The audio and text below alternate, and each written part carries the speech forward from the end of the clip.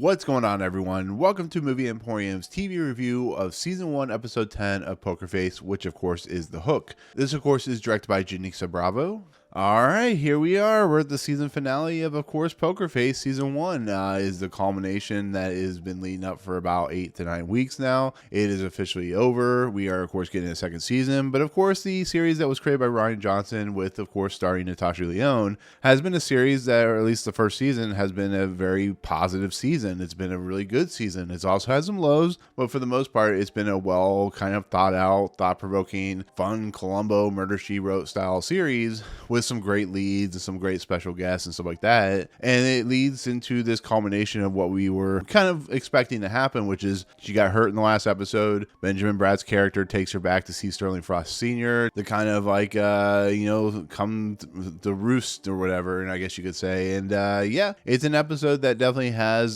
some finality, some kind of concluding elements to this season in a lot of respects, as well as opening some new doors to what season 2 will hold, which is a much bigger scope of a season. Thankfully, this series did get renewed for a second season, so that's always a good thing. But I would say that this is an episode that was a really successful episode. It's to me personally, I would give it like a 9.5 out of 10 because it was an episode that is like the last episode, completely deviates from the formula that has been like the last 8 or 9 episodes and allows the series to have its finality but also continue on to a second season, which I always really enjoy. You know, this is an episode where it actually diverts expectations, or subverts expectations, I should say, and allows Charlie's character to be who she is, which is very good at what she does, but also give her some depth and some complicated history to her character, who she is. And we see that with her sister, who we meet, who's played by Clea DuVall, who is a woman who has a young girl who is a individual that kind of hates her sister for what happened. We're not given all the details, but there is a history there that has caused a rift between the two individuals, and they haven't talked to each other for quite a while. She, the Clea DuVall character, the Emma character, basically blames, Charlie's character for specific reasons that involve her dad, and I'm assuming that's going to play out later on. Maybe some stuff is going to be brought out in light. But I like that, this character of Emma, or however you say her name, she is an individual that just is in this conflicted interest with Charlie, and it allows Charlie's character to not seem so like she's not perfect in any form or fashion, but it allows Charlie's character to have real humility, which I found really fascinating, really cool, and kind of collective. And it really helps this character kind of be grounded. This is a character that has like a superhero like ability to kind of tell when people are lying. And here, she can't lie to, the Clea DuVall character. She has to, she has to be truthful. And on top of that, whenever she tries to talk to, the M character, it's just like, it's confrontational. And that's really interesting because, a character like Charlie, you always feel like is always like a step ahead of the game, even though she's kind of the character that is in the background and kind of pushed to the forefront. You really get a good sense of who she is. And that's on top of everything where, there's still stuff in here that is very much Poker Face,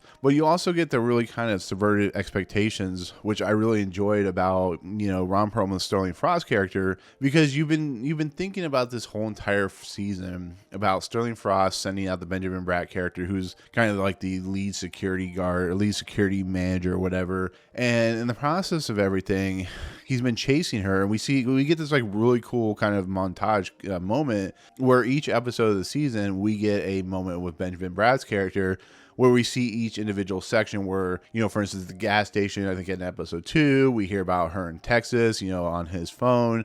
We see all the nuts and bolts of what Benjamin Bratt's character has done for like the last year, trying to track her down, because this whole entire season takes place over a year. And that's what I really love about what Poker Face does, is it allows all the angles that you don't see throughout the entire season to kind of fulfill themselves. So we see a lot of Benjamin Bratt in this episode, and I was always curious of, what his character does and why his character disappears throughout the entire season. But this gives you a little bit of context. This is like the episode in Lost where the tail section gets their own episode, and we are kind of brought up to the present with the whole situation. So we see, Benjamin Bratt's character basically chasing after her. We see him finally hit in Colorado. We see the discussion between him and Sterling.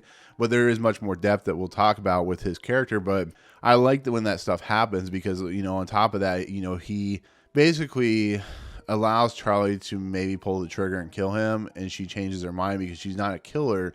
She's an individual that can stop people from, getting away with murder and stuff like that. Well, she is brought to Atlantic City, as we see in this episode, and of course, she is confronted with Sterling Frost Jr. or Sr., who basically turns the tables on the expectations of what we were expecting from him. We were expecting her to be killed, and she is expecting to be killed too.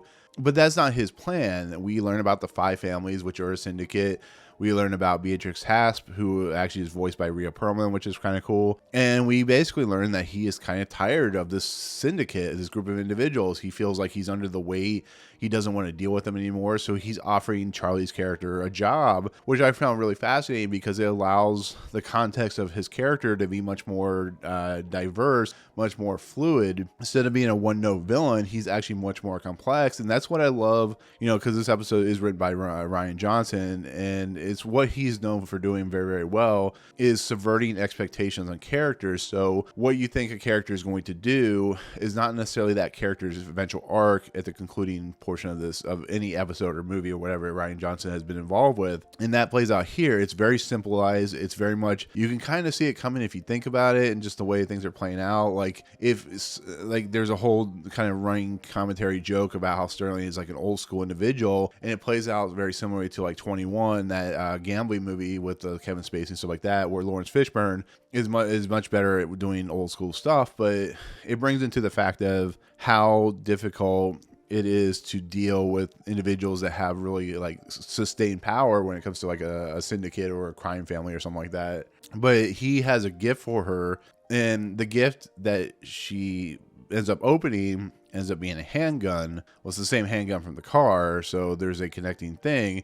And of course, Sterling Frost is killed, and it leads into her being accused of killing him. Well, we shift back, as this series has always done, and we learn that Benjamin Bratt has been talking to Beatrice Hasp character. Basically, he wants like a yacht. He wants a good life in order to turn against his boss, that is Sterling Frost. And I thought that was interesting because he uses a gun. He puts it in a baggie to conceal the fingerprints, stuff like that. He basically, the box that was a present is actually a tag. So the job that he's offering to Charlie, the Sterling Frost character, is switched out with the gun that she is being accused and being set up and stuff like that. And he switches out the gun. He shoots Sterling Frost, all that good stuff. And she goes on the run. She talks to, of course, Simon Helberg's character, who was the FBI agent from a few episodes ago with the old women that get caught for killing Rhea Barney's character. And I also love that too. I love that kind of, bringing characters back from other episodes, because, the FBI agent I felt was a good character that I was worried that was only going to be used in one episode, but it's a recurring character that is actually well used. And I love Simon Helberg in this episode. I love what they're doing with him, because he knows down in his gut and his heart that she would never do anything like this, because they have a prior relationship in some form or fashion, which plays out really well in this episode. And I just love the chemistry. I love her talking to him while he's investigating the murder. And, we learn about the chips that, of course, that the character that Benjamin Bratt used as kind of a way to set her up. It leads her once again to go to her sisters. There's a really funny moment where she escapes from she tries to escape from the police by joining this group of really like drunken women, stuff like that. I think it's like a bachelorette party or something like that. She gets a prosthetic, a male prosthetic like toy caught on her finger, which is what I love about like kind of the humor in this episode and like this whole series. Is it's very dry-witted, it's very like strange, but she gets that prosthetic on her finger, which is, it's a male genitalia ring that she can't get off, and at some points it gets off, it falls off her hand, but somehow it gets stuck on her hand. It's a nice sight gag. It's a nice Looney Tunes style gag that plays really well into the episode. But it basically everything leads into the ending of this episode, where she tells Simon Helberg about flipping over the tape that has evidence of course, Benjamin Bratt's character. She, in essence, finds to find her dad's boat. She finds out that Benjamin Bratt is actually in the same pier. It turns out that she's trying to have him help her kind of figure out how to, trying to keep her from being arrested and stuff like that. He tries to throw one on her by basically, calling the police, gonna make her, of course, be arrested, and of course, gonna kill her at some point. And she gets away by slapping him with the ring thing, which I thought was pretty great. And she's able to escape through the porthole in I think the front of the boat or whatever, jumps off the river. And of course, because of that tape, Benjamin Bratt's character is of course arrested. He's been beat up, and it's a good payoff for what I think is going to be a good future character with Benjamin Bratt if he comes back, if he gets out of jail and stuff like that. Well, this of course leads to the concluding thing where she gets the car back. She is basically, she keeps in contact with Simon Helberg's character, and she's confronted by the phone by Beatrice Hasp's character, saying that they will leave her alone and let her live if she comes in and uses her abilities or superhuman abilities to basically work for them.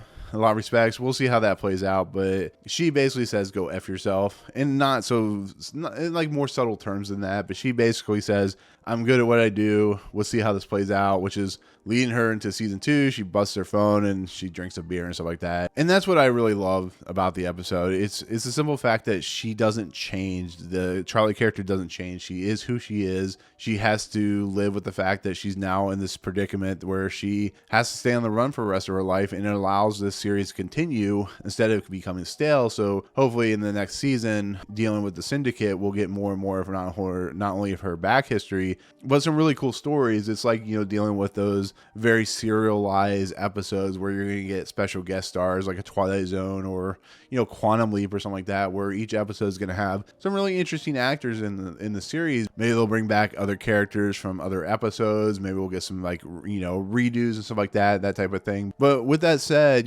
for season 2, it's going to be all about her on the run, all about her doing odd jobs, solving murder mysteries and stuff like that. The idea of like her being on the run from the syndicate, that's where this series is leading. It's leading her to her eventual confrontation, like a video game, of eventually taking down the syndicate, I'm guessing, or the syndicate will kill her. It's just not entirely 100% positive what's going to happen, but with that said, that's kind of where it's leading to the eventual confrontation with Beatrice Hasp and the syndicate, the 5 members of the syndicate and stuff like that. So, but anyways, with that said, that is season 1, episode 10, The Hook. It very much hooks you in like it says it's going to do, like Benjamin Bratt's character says it's going to do. It's an episode that concludes and finite the season, allows the season to finish off. I do kind of wish that Ron Perlman had much more to do than he is given in the episode. He's only in it for 15 minutes of the episode, which is not necessarily bad, because there's only 45 to 50 minutes you have for an episode to begin with. But I think that if he had been sprinkled in throughout the episode a little bit, or throughout the season a little bit more, I think it would have been much more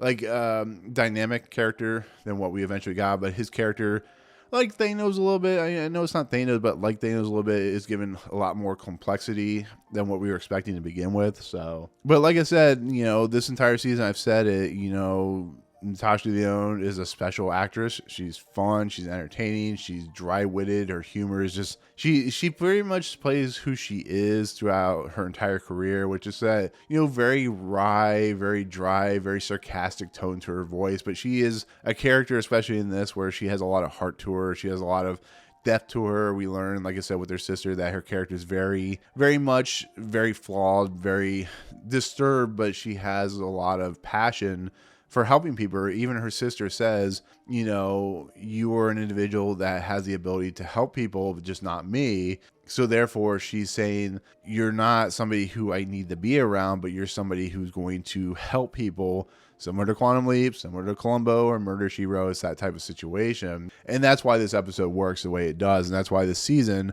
with having some episodes that were lesser than others, really kind of shows that Rian Johnson and his writing staff and his directorial staff, his cast and crew that he's been able to bring on board, everybody in the season just played it off very well. And Natasha Lyonne, is the kind of anchor point to what the series needs. Is she has a lot of weight on her shoulders to make this series good. And on top of that, it's also executive produced by Maya Rudolph, so that also helps to get a little bit of push forward when it comes to the series as a whole. So, and one other thing that I haven't talked about all season, I love the intro credits to this series. I love the fact that it's like very 70s style, like just pops up on the screen, poker face, and has the Roman numerals underneath, and it has like the title of the episode. I love that they did that. I didn't talk about it. I wanted to wait till the last episode to talk about it because this is like overall concluding point to this season. But with that said, this episode I'm giving it a 9.5 out of 10. It's a wonderful episode. It really does justification to the season in general, allows the season to conclude in a perfect finality. But for the season itself, for my official score, I'm giving it a 9 out of 10. There were some episodes I gave a 7, some episodes I gave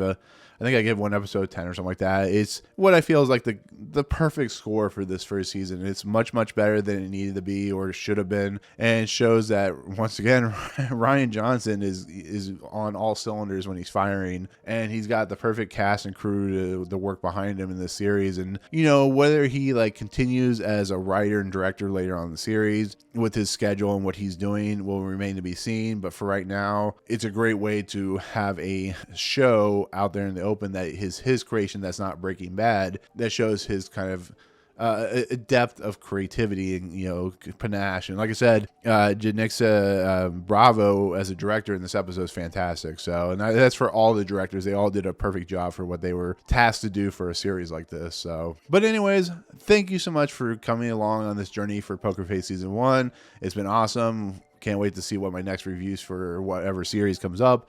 But for the time being, thank you so much for joining me. As always, in the comments below, what do you think of this episode? What do you think of the season? Likes, dislikes, all that good stuff. Let me know. But otherwise, if you like what you see on this video, awesome. Hit the subscribe button to join Movie Emporium. Hit that notification bell. Top to finals coming next. If you like this video, awesome. Hit that like button. And as always, we'll see you guys on the next video. Peace out.